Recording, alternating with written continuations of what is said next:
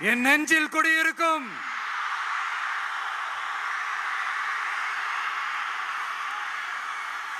புதுச்சேரி மக்கள் உங்கள் அனைவருக்கும் என்னுடைய வணக்கம். வணக்கம் வணக்கம். எல்லாரும் எப்படி இருக்கீங்க?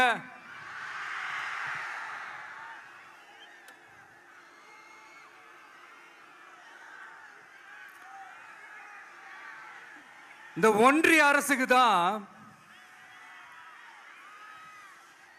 தமிழ்நாடு ஒரு தனி மாநிலம், புதுச்சேரி ஒரு தனி யூனியன் பிரதேசம். அவங்களுக்கு தான் தமிழ்நாடு தனி, புதுச்சேரி தனி, இப்படிலாம் இருப்பாங்க. ஆனா நமக்கெல்லாம் அப்படி கிடையாதுங்க.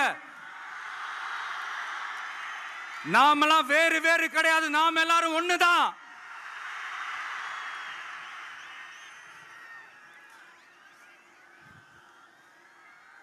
தமிழ்நாடும் புதுச்சேரியும் தனித்தனியாக இருந்தாலும் நாம் எல்லாரும் ஒண்ணுதான். நாம் எல்லாரும் சொந்தம் தான்.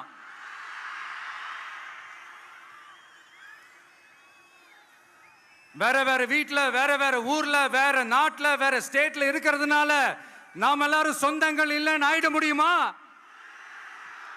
அது எப்படி முடியும்? இப்ப பாத்தீங்களா, ஒருத்தருக்கு ஒருத்தர் பார்த்துக்கும் போது அந்த பாச உணர்வு,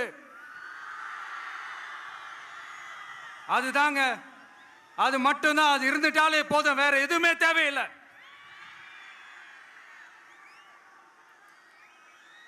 அதனால தமிழ்நாடு, புதுச்சேரி, கேரளா, கர்நாடகா, ஆந்திரா மட்டும் இல்ல, உலகத்துல எந்த மூலையில நம்ம வகைரா இருந்தாலும் அவங்க எல்லாருமே நம்மளோட உயிர் தான். அவங்க எல்லாருமே நம்மளோட உறவு தான்.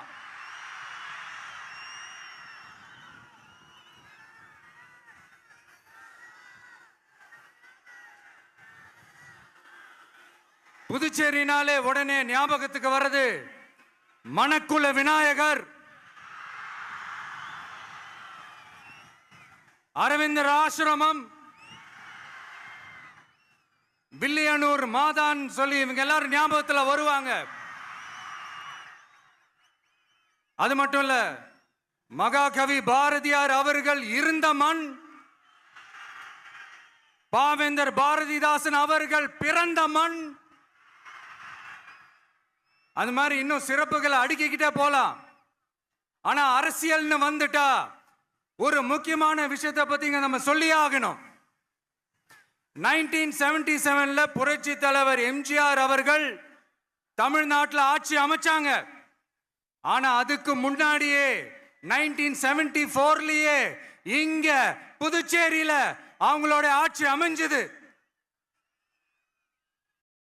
அதனாலதான் அப்பவே சொன்னாங்க, நமக்காக வந்தவர் எம்ஜிஆர், அவரை தமிழ்நாட்டில் மிஸ் பண்ணிடாதீங்கன்னு நமக்கு அலர்ட் பண்ணதே புதுச்சேரி தான். அப்படிப்பட்ட புதுச்சேரியை நம்மளால மறக்க முடியுமா? அது மட்டும் இல்ல, இங்க இருக்கிற மக்கள் தமிழ்நாடு மாதிரியே புதுச்சேரி மக்களும் என்ன கிட்டத்தட்ட ஒரு 30 வருஷமா என்ன தாங்கி பிடிச்சுக்கிட்டு இருக்கிறீங்க.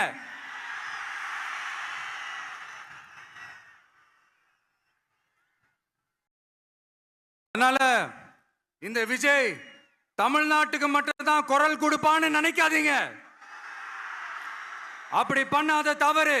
புதுச்சேரி மக்களுக்கும் சேர்த்து தான் குரல் கொடுப்பான். அது என்னுடைய கடமையும் கூட. அதனாலதான் இங்க நீங்க ஃபேஸ் பண்ற பிரச்சனைகளை பத்தி இன்னைக்கு நான் பேசுறதுக்காக வந்திருக்கிறேன். அது மட்டும் இல்ல, இந்த புதுச்சேரி கவர்மெண்ட்டை பத்தி நாம சொல்லியே ஆகணும்.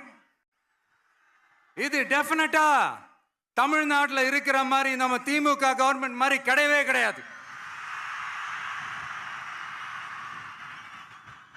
ஏன்னா வேற ஒரு அரசியல் கட்சி நடத்துற நிகழ்ச்சியாகவே இருந்தாலும் அந்த நிகழ்ச்சிக்கு தன்னெழுச்சியா வர நம்ம மக்களுக்கு பாதுகாப்பு கொடுத்து பாரபட்சமே காட்டாம இந்த கவர்மெண்ட் நடந்துகிட்டு இருக்கிறாங்க. அப்படிப்பட்ட இந்த புதுச்சேரி கவர்மெண்ட்டுக்கும் நம்ம புதுச்சேரி சிஎம் சார் அவர்களுக்கும் இந்த நேரத்தில் என்னுடைய மனப்பூர்வமான நன்றிகளை தெரிவிச்சுக்கிறேன். இத பார்த்தாவது தமிழ்நாட்டில் இருக்கிற அந்த திமுக கவர்மெண்ட் கத்துக்கிட்டா நல்லா இருக்கும்.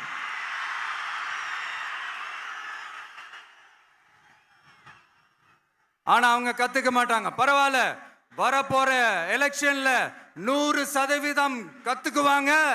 அத நம்ம மக்கள் பார்த்துக்குவாங்க.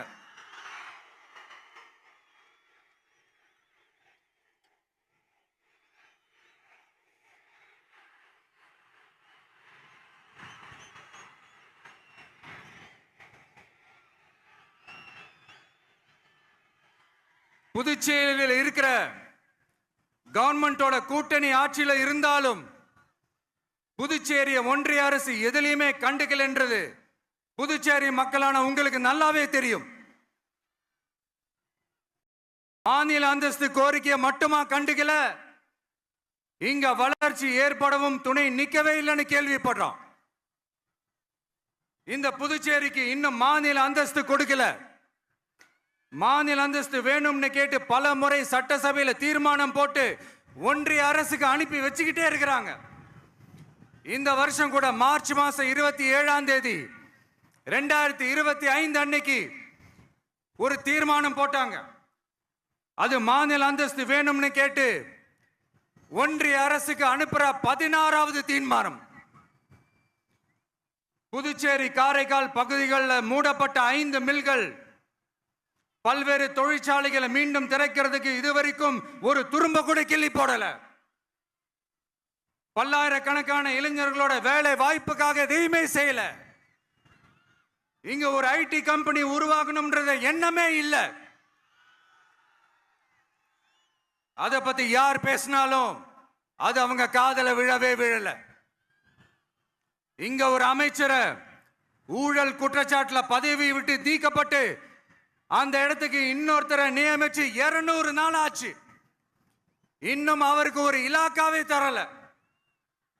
இந்த செயல் சிறுபான்மை மக்களை அவமானப்படுத்துறதுன்னு அந்த மக்களே சொல்றாங்க. புதுச்சேரியோட முக்கிய அங்கமாக இருக்கிற காரைக்கால், மாகே, ஏனாம் பகுதிகளில் எல்லாம் முன்னேற்றமே இல்லைன்னு அந்த பகுதி மக்கள் சொல்லிக்கிட்டே இருக்கிறாங்க. குறிப்பா காவிரியோட கடைமடை பகுதியான காரைக்காலை மொத்தமா கைவிட்ட மாதிரி தான் இருக்குது. இது எல்லாமே முன்னேற்றம் அடையணும். டூரிஸ்ட் பிளேஸ் ஆன புதுச்சேரியில போதுமான அளவு பார்க்கிங் வசதி இல்ல, போதுமான அளவு கழிப்பறை வசதி இல்ல. இதெல்லாமே மேம்படுத்தணும். புதுச்சேரி கடலூர் மார்க்கமான ரயில் திட்டம் வேணும்ங்கிறது நீண்ட கால கோரிக்கை. புதுச்சேரி மக்களுக்கு ஒன்னே ஒண்ணுதான் சொல்லணும், இந்த திமுகவை நம்பாதீங்க. அவங்களுக்கு உங்களை நம்ப வச்சு ஏமாத்துறது தான் அவங்க வேலையே. நான் சொன்ன பல கோரிக்கைகளை எல்லாம் தீர்த்து வைக்கிறதுக்கு நம்ம புதுச்சேரி கவர்மெண்ட்டுக்கும் அதோட மக்கள் திட்டங்களுக்கும் ரொம்ப அக்கறையா உண்மையா துணை நிற்கணும். தமிழ்நாட்டை ஒதுக்குற மாதிரி புதுச்சேரியும் ஒதுக்க கூடாதுன்னு நாங்க கேட்டுக்கிறோம். கிட்டத்தட்ட 20 லட்சம் பேர் வாழ்ற யூனியன் பிரதேசமான புதுச்சேரி மத்திய நிதி குழுவில் இடம்பெறவில்லை. அதனால் மாநிலங்களுக்கான நிதி பகிர்தல் அடிப்படையிலும் யூனியன் பிரதேசங்களுக்கான நிதி பகிர்தல் அடிப்படையிலும் புதுச்சேரிக்கு நிதி ஒதுக்கப்படுவதில்லை. அதனால ஒவ்வொரு ஆண்டும் புதுச்சேரிக்கு தோராயமாகவே மத்திய அரசு நிதியை விடுவிக்கிறது. அந்த நிதியும் அரசு ஊழியர்களின் சம்பளம், ஓய்வூதிய தொகை உள்ளிட்ட திட்ட செலவுகளுக்கே சென்று விடுவதால் மீத தேவைக்கு வெளிச்சந்தையிலும் கடன் பத்திரங்களை கடன் வாங்குகிறது புதுச்சேரி. இந்த நிலைமை மாறணும்னா ஒரே வழி, மாநில அந்தஸ்து நம்ம புதுச்சேரி மக்களோட பல்லாண்டு கால கோரிக்கை. புதுச்சேரிக்கு போதுமான நிதி வரத்து இல்லாததுனால வெளியே கடன் வாங்க வேண்டியதா இருக்கு. புதுச்சேரியோட கடனை குறைச்சு தற்சார்பு பொருளாதாரத்தை வளர்த்தெடுக்க திட்டங்கள் வகுக்கப்பட வேண்டும். மாநில அந்தஸ்து வாங்கினா மட்டும் போதாது இல்லையா, தொழில் வளர்ச்சியும் தேவையாச்சே. புதுச்சேரி தென்னிந்தியாவின் முன்னணி இண்டஸ்ட்ரியல் ஹப்பாக மாற்ற எல்லா முயற்சிகளும் எடுக்க வேண்டும். இந்திய அளவில் ரேஷன் கடைகளே இல்லாத மாநிலம் புதுச்சேரி தான். ஏழை எளிய மக்களுக்கு வாழ்வாதாரமே ரேஷன் கடைகள் தான். மற்ற மாநிலங்கள்ல இருக்கிற மாதிரி இங்கேயும் அரிசி, சர்க்கரை, பருப்பு, கோதுமை, எண்ணெய்னு அனைத்து பொருட்களும் வழங்கும் முறை சீராக்கப்பட வேண்டும். கடைசியா மீன் பிடிக்க செல்லும் காரைக்கால் மீனவர்களை அடிக்கடி கைது செய்யும் இலங்கை கடற்படை அவர்களின் படகுகளையும் பறிமுதல் செய்து விடுகிறது. அதனால் நீண்ட போராட்டங்களுக்கு பிறகு அவர்கள் விடுவிக்கப்பட்டாலும் படகுகள் கிடைக்காததால் படு மோசமான நிலைக்கு தள்ளப்படுகின்றனர்.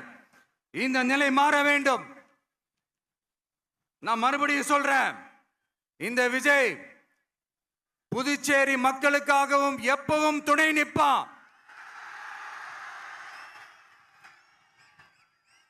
வரப்போற புதுச்சேரி தேர்தல் களத்துல நம்மளுடைய தமிழக வெற்றி கழகத்தின் கொடி பட்டொளி வீசி பறக்கும். கான்பிடென்டா இருங்க, நல்லதே நடக்கும். வெற்றி நிச்சயம். மீண்டும் சந்திக்கும் வரை நன்றி, வணக்கம்.